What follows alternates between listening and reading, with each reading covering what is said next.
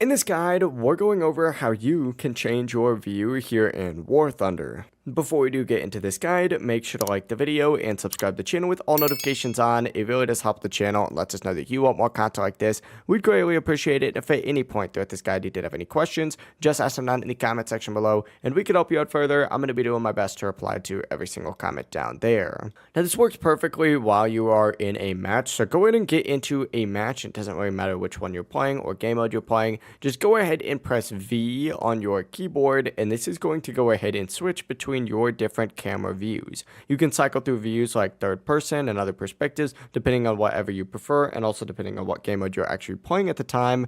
But that's really all there is to it. One more time, all you got to do is get into a match, press V on your keyboard, and this will switch you between your different camera views. If you guys did have any questions, just ask them down in the comment section below, and we could help you out further. I'm going to be doing my best to reply to every single comment down there. Before you do leave this guide, though, make sure to like the video and subscribe to the channel with all notifications on. It really does help us out. Let us know that you want more content like this. We'd greatly appreciate it. Have a great rest of your day, though. Peace.